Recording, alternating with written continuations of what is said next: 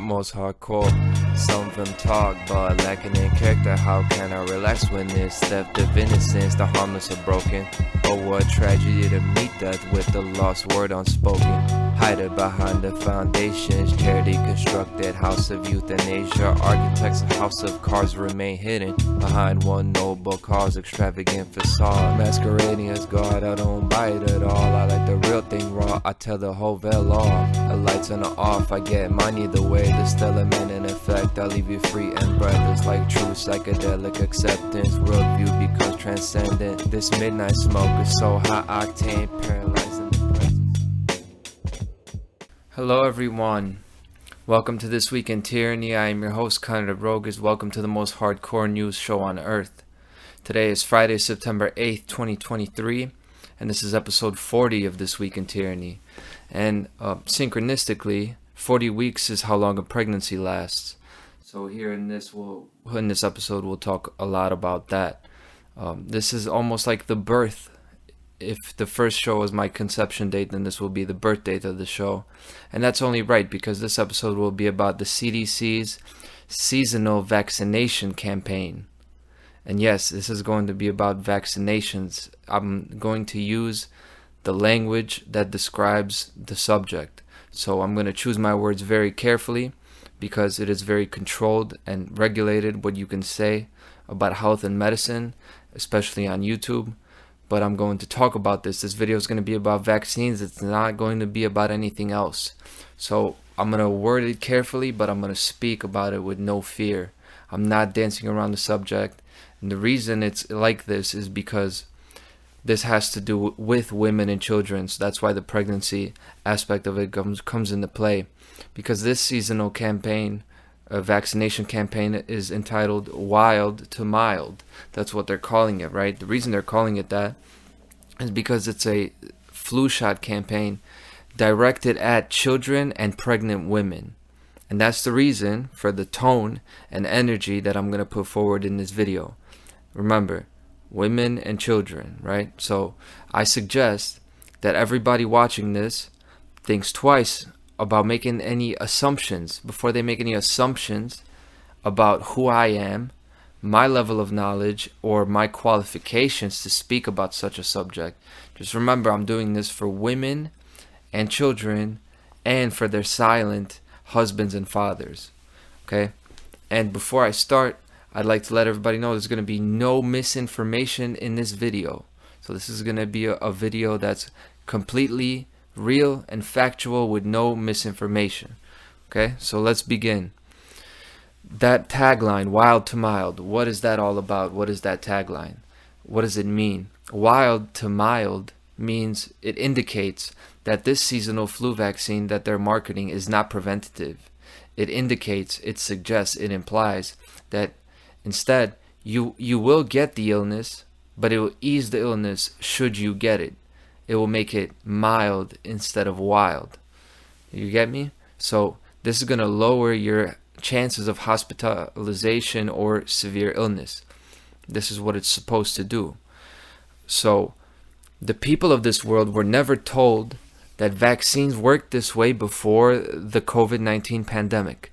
Before the pandemic, there was no talk about this. And the SARS-CoV-2 mRNA vaccine was the first vaccine that was marketed to the people as not a prevention, but a method to diminish the severity of the illness. That's the first time that has happened before as public messaging. Before, we were told that vaccines were preventative, not that they were going to ease the severity of your illness, okay? And this is all too convenient for the vaccine sellers and manufacturers, and also for the eugenicists and depopulationists, because there is no way to empirically define or find out whether a given series of vaccinations was effective or not. Okay? So the benchmark is gone now. You can't define it. You can't quantify it. You can't present that. because you cannot quantify how severely or mildly a person dealt with the illness. If in fact they were even infected with the illness that the vaccine was made for.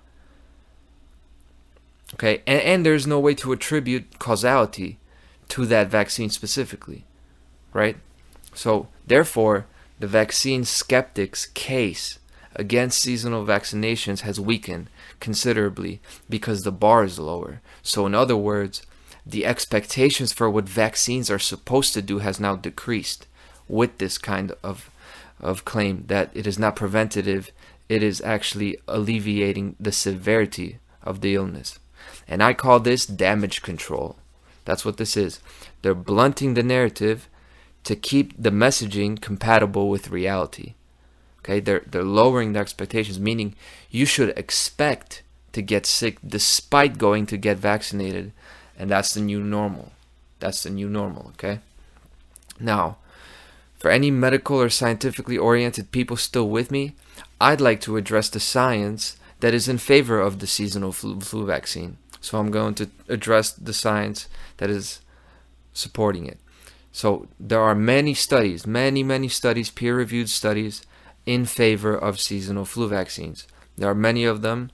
They look good, and they're all peer-reviewed. Now, I'll address that first, the peer reviewing. What does it mean for all these peer-reviewed studies to come out? And first of all, whether or not, how many people they're reviewed by, the extent to which it is peer-reviewed is seen in the people's consciousness as an indicator of the accuracy, really, not just the reputability, but the accuracy of such a study.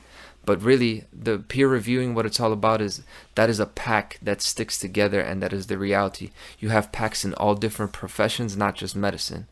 And all of these people peer reviewing these studies are all financially dependent by profession. They're dependent on the ideology of the profession, of the ideology that their profession is based on. They're dependent on those institutions that are dependent on that ideology. So what am I talking about? I'm talking about surgery, pharmaceuticals, and vaccines. And that's the bread and butter, and that's the golden ticket of Western medicine. And that's the truth. The truth is there's an inherent bias with peer-reviewed science. Okay? But then I actually number two, I actually looked into these studies, and I'm going to talk about one of them that claims that there were 50% fewer hospitalizations after the seasonal flu vaccine for women that got it, right? And considering this, the data adds up. But if you ever took a statistics class, they actually teach you all about how you can present statistics in a way that tells a completely different story that is inconsistent with reality.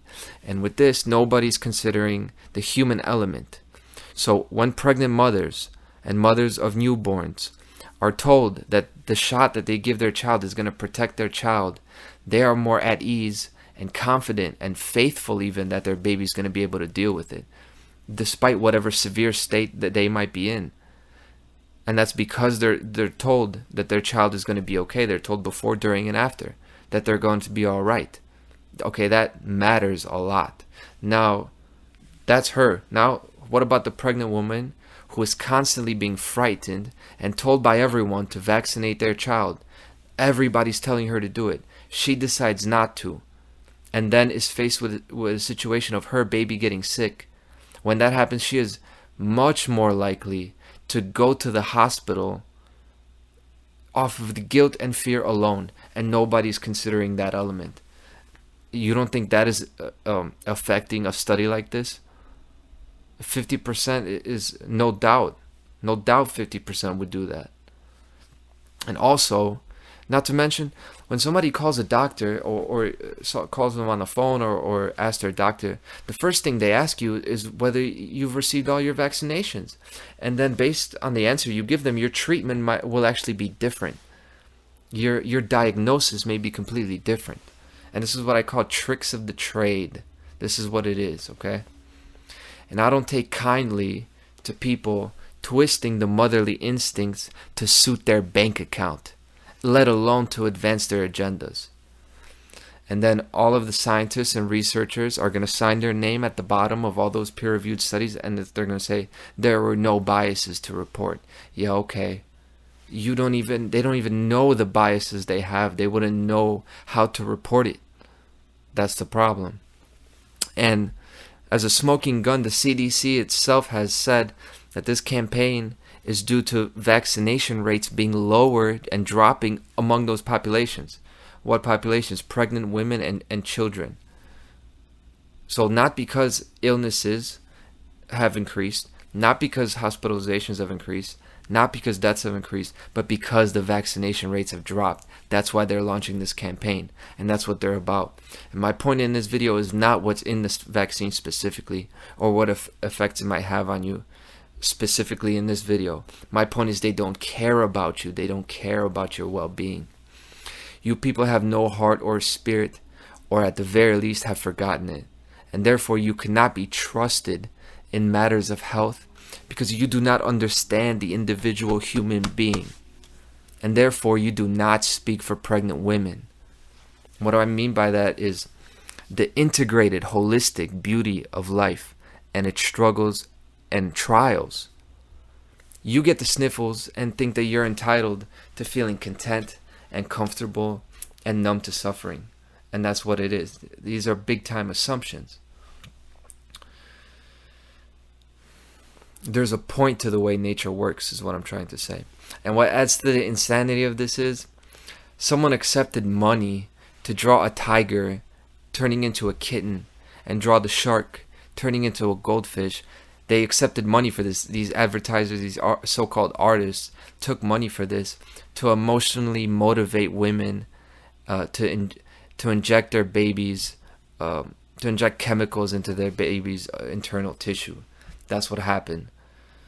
So that's what really rubs me the wrong way about it. And I'm not a father, but if I was, and my child was suffering and in need, I would inject these materials into them. I'd do it myself. I'd do anything. Right? I'm a supporter of emergency medicine. Emergency surgery has saved my life personally. So I know that a shot can save your life. Right? But that's when these measures should be taken, in emergency situations. Emergency situations, life or death situations. I completely reject the assumption and belief that chemicals need to be injected under the skin to battle mild illnesses. And the same government that funds the CDC, they also fund the FDA. And the FDA approves all of the chemicals and all of the processing that contaminates the food that makes up the mother's breast milk, which is forming the backbone of their child's immune system and their defense against infection. And that has nothing to do with it. So don't try to lecture me or patronize me or guilt trip me, okay, about this, saying that I'm doing something to hurt women and children. I know what I'm talking about. And you, when you defend these practices and these institutions, and you allow people around you to defend them, you ask yourself, do I really know what I'm talking about? Do I really know who I'm defending? And people told me, don't talk about the health of children. Don't talk about health decisions, or else you better be sure what you're talking about. And that's right, I am. So you better remember your own advice. And to all the mothers who are doing their research and who are refraining from subjecting their children to unnecessary substances, I love you and I thank you for your courage. And that's it for this week in Tyranny.